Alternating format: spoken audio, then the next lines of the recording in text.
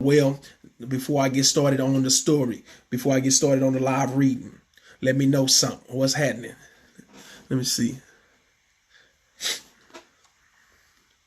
Okay. Okay. Cool. So we're going to get started. We're going to get going. What's going on, family? What's going on, family? How y'all doing? Good, good. All right, we're going to get cracking. All right. The story today, this Saturday, is called How Saturday Became a Training Grind Day. I'm going to read from the screen up here. So let me know how that goes. The screen is behind the camera, so I'm gonna read. Y'all ready to go? We ready to go get it? Let's go get it. Zahoo. Let me know. Let me know. You can hear me? Okay, good. Thank you. Thank you. Here we go. Live reading. Here we go, family. Warriors, wake up. Soldiers, check in. What mission are we on today? We on a mission of live reading our story, How Saturday Became a Training Grind Day. All right, here we go. How Saturday Became a Training Grind Day. I awoke from my sleep like an electric shock had been sent through my body after hearing a nurse yell, "Clear!" I sat up in my bed and took a moment to reacquaint myself with the consciousness of reality. I reached over and grabbed my special cup filled with water and took a slow, deep sip. I simultaneously noticed the glow of my cell phone, which dimly illuminated the room. It's 4 a.m. Warriors, wake. Wait a minute. I thought to myself, remembering that it was Saturday. See, my plan for the week was that I was going to train and grind through Monday through Friday. Then on Saturday, I was going to disconnect from the mission for 24 hours. I'm talking about no communication with my people, no empowerment training, speaking, no productivity coaching, no creative writing, no art, nothing, nada. Leave me alone, mission. Then suddenly I heard a faint chatter of noise emitting from somewhere outside of my room. Who is up cackling it's early in the morning? I pondered in my mind as I slipped my house shoes on to launch an official investigation.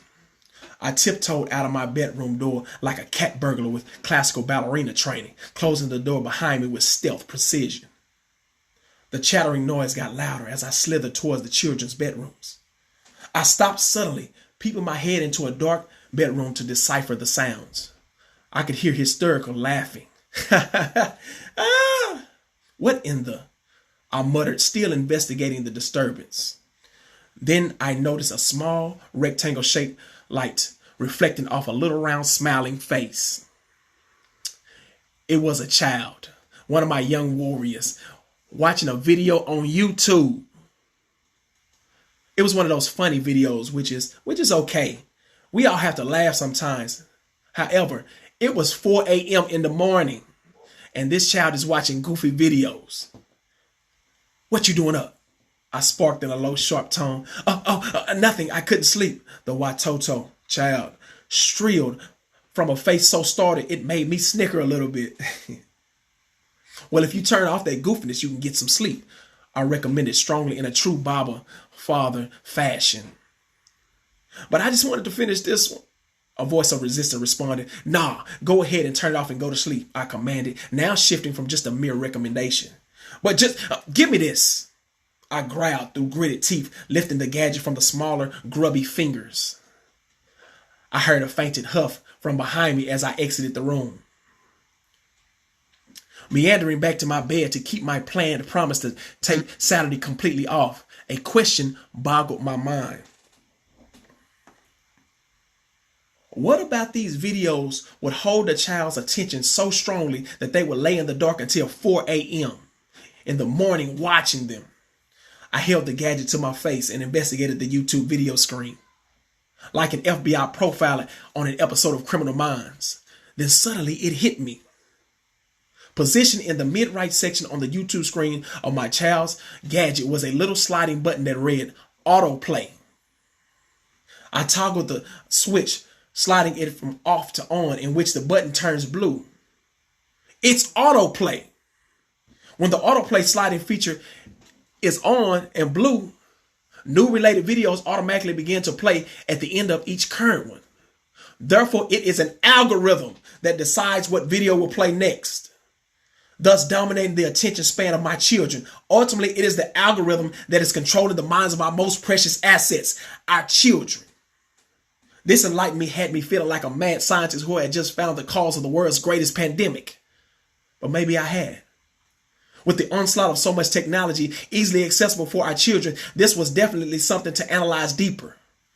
We are talking about tons of apps, websites, social media sites, and games, all with various pop-up ads that can be clicked at any time, 24 hours a day, 7 days a week, 365 days a year. The algorithm never sleeps. A flood of thoughts about black youth and young adults falling through the cracks and never reaching their potential invaded my mind. I thought about the natural talents and abilities that my families, communities, my brothers and sisters, and my people were created with, but never realized, never utilized, or maximized in real life. I thought about how the inability for our people, especially our youth, to grow, develop, and lead hinders our need and capability of building powerful, sustainable communities that could create opportunities now and for generations to come. My fist clenched at the thought of that algorithm that exploits the minds of those of us who don't know who we are and or have been distracted away from pursuing our greatness in the midst of a dysfunctional society. A final menacing and convicting thought snatched me by my collar like somebody's big mama after realizing they tried to be sassy. The thought was, fighting against the defect of these negative algorithms that are having this effect on our people, especially the young warriors, is the reason why you were training and grinding Monday through Friday.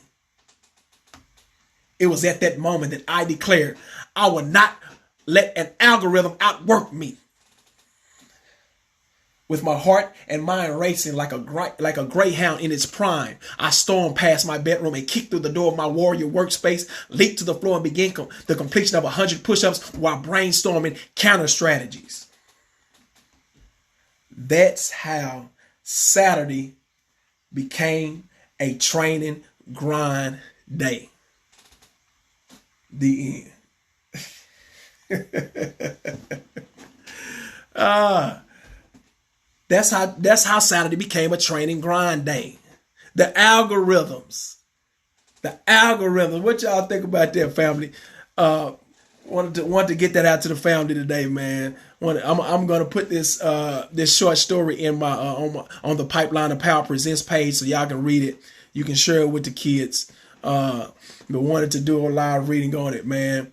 Let me know what you think about it. Let me know your thoughts. Let me know, as far as the live reading part, how I did with the live reading part, what I need to change, how I need to read it. I read with the style that I read with. Maybe I can flow a little better with it, but I definitely thank y'all for the opportunity to read to y'all today. So this is something that I want to do each week. I gotta write. A writer's gotta write. We gotta produce. We gotta create. Hopefully I can inspire some writers. I can inspire some creators. I can inspire some producers to do what you do. I know Saturday, we want to take that break on.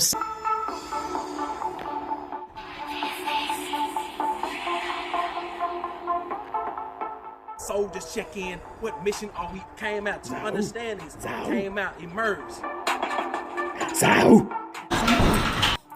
Warriors.